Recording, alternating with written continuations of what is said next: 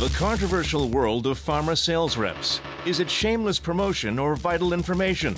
Consultation or sales pitch? The industry's approach is that marketing is crucial for business.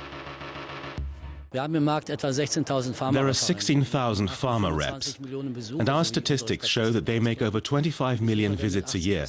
Just dispatching pharma reps to doctors' practices costs 2.5 billion euros a year. Doctors used to be encouraged to prescribe certain drugs by way of generous gifts, from laptops to weekend trips to Paris. But today the means of influence are more subtle. Doctors can earn extra income by taking part in so-called studies and selling practical insights to drug manufacturers. It's a big business in Germany, the world's third largest pharmaceutical market. Where you have identical drugs, the ones where pharma reps are out in the field sell better. So the effort invested by pharmaceutical companies really is reflected in turnover and sales. These medical students are attending an unprecedented seminar at the Charité Teaching Hospital in Berlin. They're learning about the marketing strategies employed by the drug industry.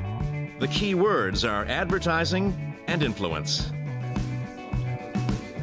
For our future profession, it's crucial to familiarize ourselves with this huge and very complex issue.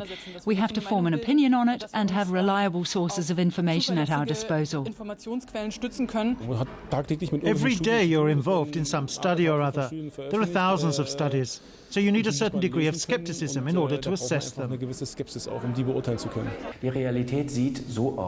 The reality is that marketing constitutes a sizable section of the information available to a doctor. In my opinion, learning how to approach it is an important goal and should form part of medical training. The pharmaceutical industry never tires of promoting the value of research and reminding doctors of the invaluable cooperation between companies and medical practitioners. It is all, so it is claimed, for the benefit of patients. In practice, doctors simply need information from pharma companies because it's the companies that have the best information about their products. The information provided by the pharmaceutical industry on new drugs is not at all independent, of course. Companies want to market new products and increase the number of prescriptions for them. A lot of doctors in Germany do not appear greatly concerned, however. This was one of the findings of Professor Klaus Lieb in the first large-scale survey about how doctors deal with pharma sales staff. One of the big surprises was the frequency of visits by pharma representatives. 20% of doctors get at least one visit a day. Also surprising is that doctors consider themselves pretty immune to efforts to influence them. This is despite knowing that the representatives want to influence them.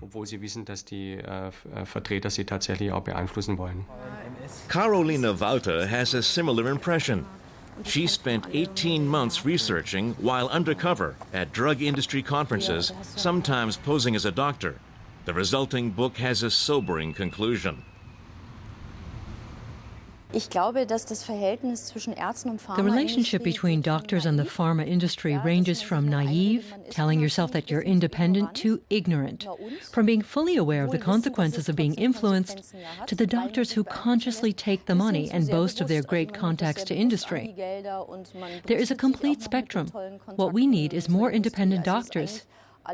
You really have to look hard for them.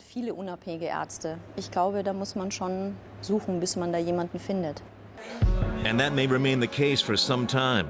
Germany produces up to 18,000 medical graduates a year, and seminars like this one at the Charité Teaching Hospital in Berlin are few and far between.